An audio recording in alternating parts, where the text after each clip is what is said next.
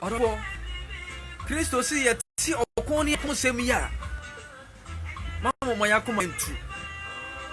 O se etwa se onyame asem na ka o, enyame na meka. Onyame asem se etwa se ye nyina esie esese eba. Nanso na wiye mere no enya nnuruye. Ti de yehuni dia danse se enche. Kristo betumi aba mere bia. Emira ye omu, emira bia, bra ye tini fie, ebra ye boy, ebra bia ye pe bia. Osisi de no one nane ye no. Saa na onipa ba ne brenso esubeye. No one na nipa ya so din bebre. Ma Onyankopɔn de ogya firi soro ebe sei Sodom ni Gomora. Ene ya se Sodom ni Gomora, man ana ye timu. Nipa ya so ya dere. Ya ti asɛm a na ya te so atua. Ya fa asɛm no anya hwe.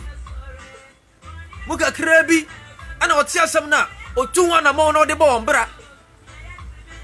Asumi bisa sɛ wo ya wona ɔte asɛm a ɔde bɔ ombra ne bia na. Anansa wo ya wona ɔte asɛm ne keke. Na otu so atua ne bia na. Onyame asɛm sɛ mere bi ba ye beti okon ni akonsem no ma bebre besisi tina mere bia na asuafo ne kɔ ne nkyɛn na okobusa ne ye besi wɔwe ye mere no mu no Bible say no ɔman ebe sɔre ɔman so ne ahinie so ɔdɔfo sɛ yɛte sa nsɛm yi a Oma ye hunu ne se Kristo ma ye to sumienu no aben. Oso omai be sori omai su, amai bebre be sori atia omai foforo. Hinie be sori atia hinie. Onyame ansem se ahinie be sori atia ahinie foforo a enyina ebegu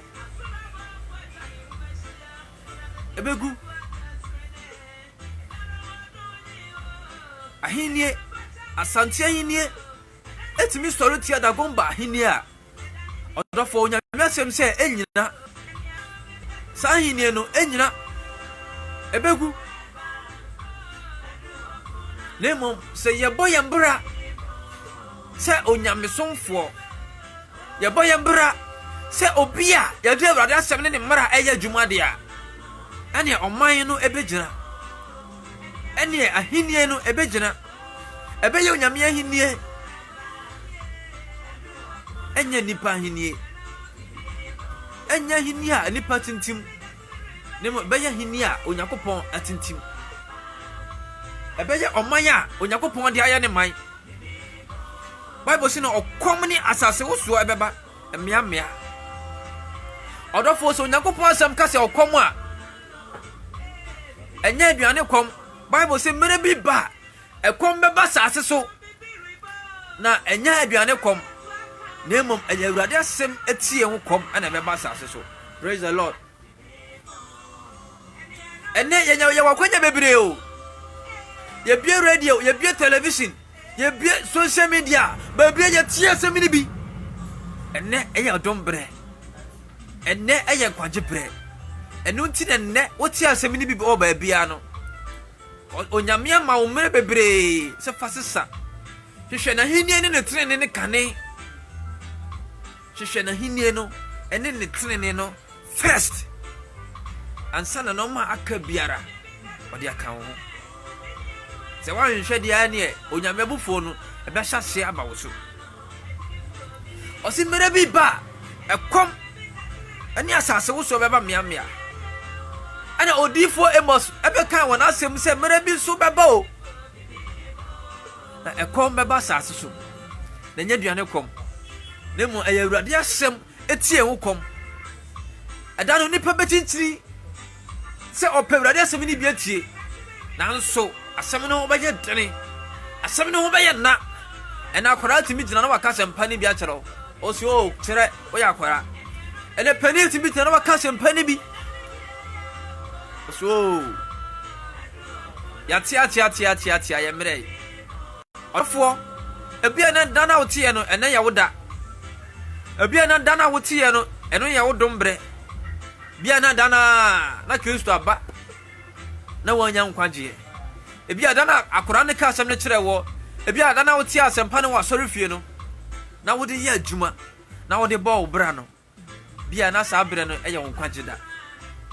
Odofo wotie asem na piroma. Bible say Kristo ba ne de mu. Na ne de no anje no. Ne mum wona woje no no.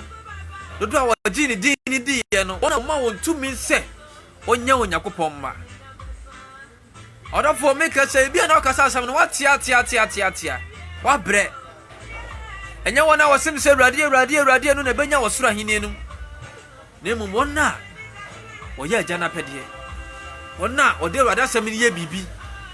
Nyese okasa Awurade me di asem no hyenkom me di asem ni tuamone. Me ka asem pa ne wo bre pa ne brebo nim da bi. Hono Awurade be ka se firi mi so kɔ. Wa woye ne entene. Oti asem ni wieye. Okay kan asem no. Anso wa fa asem na ma obra. Bible say na yeinum nyina ne awokɔ yi amfiti ase. Se obi kɔ wo a. Hwɛ iya wa ofam. Hwɛ mane a okomu. Hwɛ tete a ohunu. Nanso na wonya nwoyo. Na bofra ne nyampie. Wade hwɛ mane a ohunu. Hwɛ tia wo tia mu. Doctors be hye ne chim. Nanso na emai. Odafo. Mine bi bawo. Entra se enka se mina minim. Entra se ka se mante. Entra se ka se mi hunu ye. Wo ba. Ti se owifo. Wo ba. Bra woni na won so. Bra. Unim ne oje. Na papa na basa amere no. Enen pa asuma ye wo hene. Nipa pe adefadefa nsem ate. Nipa nsem a otia ne ho be ye ne de. Na so me ne wa akade na meye ka me hwehwe Awurade akiri kwan. Na no Job na mfonom abeka kire Job 5:8. Bra na Job wa hunyem. Bra na Job wa titim. Bra na Job wa maniem. Na Job ehunu ne onya wo ne ho.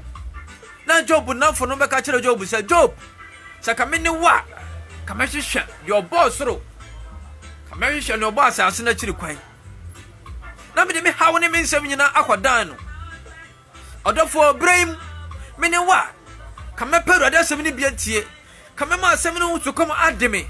Na se Awurade ebie ne kwangoma no na obiebie mu a. Ohuru no sa me so medi eka ho bi. Me de ma asem ne kwa wieye. Odofo asem ne wate.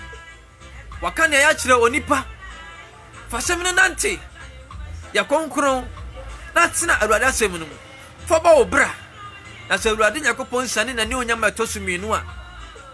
Se no ka kire asuafo ne se obeba biewu no. Wa mato se odeboyani.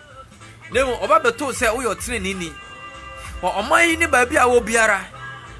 Na Awurade ahunu se wo ka ne matreni fon bi. Awurade Nyankopon onhyira wo. Na onti nanim enhyira wo. De masem kwa weye bia na wonim Awurade. Ene ya odombre. Ene eya nkwaje bre. Bia wakomam se da na no Paul ekoka asempa nkire onipa bia anase oba bia na ye frene Lydia. Bible says sa oba yi bie na komam emma Awurade asem no ebedi hene woni. Na Awurade asem ne bo obra na otuwa na mo. Enne ebia na wa ya hantan e wo Awurade asem. Bia na wakoma ayentene. Bra wakoma ase. Minimini pako a woye a wo ti asem ya na se wo hwe me. Ba se wo beti asem na da bo bra na wa bra wakoma ase a. Awurade Nyankopon obejew na watwere wodin onkwangomo no. Epokura bia na wo titi sesi bia na wo fa mane bi na wo de yare hawo ne amane bia. Awurade na masem yi so agyewa fi ni nyinara. Me pese nsem amekan yi obeka bia di machi. Na Awurade nam na adom so na wagyew na wasiesie wo de waye ne pe. Kan nsem yi bi di machi. Awurade Nyankopon meda wase. Mate wasem. Wasem se enche na wasan ba biu. Awurade me ye odi bonyani. Me gidi se me boni nti ana be wuye. Na me bimbo nti ana wunya ne firi awufo mu. Awurade fa me boni nyina ache me. Homi mobo na twero me din e won nkongoma no. me de makoma gidi na me de mano pai mu ka se Yesu Kristo woni wa awurade gye na hu me mobo gidi bio se ukuto na wo se wo twere wo madin won kwangomo no mu a wo san pepa bio awurade pepa me din bio hu me mobo na boa me na me nante wo wasem mu afi odofo awurade asem se na Hebrew fangoma ne se konkron ye animu a obi hu na awurade ene san cho ka san nsemi ka se awurade afi boa me na me ntimi bo konkron ya brabo na me mbo tren ya brabo abrabo a eso awurade wani enya brabo a beso nipa ni emu abrabo a abefata wa awurade boa me na me ntimi mo abrabo a ebesa wa awurade na metimi ni awurade wa ye pe awurade boa me na me ntimi nya ne sa ewo Yesu Kristo di mu amen afi me ne wo bompa yi na me de masem akwawe ono kwafo ene wo awurade asedan kan wodin breimu wona me so abegu asem no awie me dem ye tontrowa me bia ni me ho bompa na ni akra nyina hya wonsa nipa biara wotie wasem yi oman biara wo so na ba biara wo biara fa wonsa kan wo Yesu di mu wan frɛ obi awurade ontumi ma wo nkyɛn wona wo frɛ won so wusiesie wo na ade won ye wo pɛ awurade me Nyankopɔn e bon pai na ne onipa biara na koma ye dene awurade bubu na koma obi wo ha na opese wode wasem ne bobra opese wode wasem ne tu anamon na so na honhom bi ne ne di asie ene obi wo saate bia yi bi mu a Yehowa odi aburu di nyina so odi a aburu tumi nyina so ene me bo odi Jesus me bo odi Jesus ene me bo odi Jesus ye bresa tumi na se onipa na brabom ene ye bresa tumi na se onipa na brabom awurade sane se odombere ma sane se okofo na beje wo ma afide yare bi da ne so ni oha bi da ne so jini free mu je wo ma free mu wasem se sempa na chiri no senkyere ni bedi achiri afi senkyere ni wasem na chi senkyere ni eni wasem na chi en senkyere ni wasem na chi wo Yesu Kristo di mu asedan kan wodi nda wo nyame agya nyame oba nyame onkonkron di mu nti shalom peace bye bye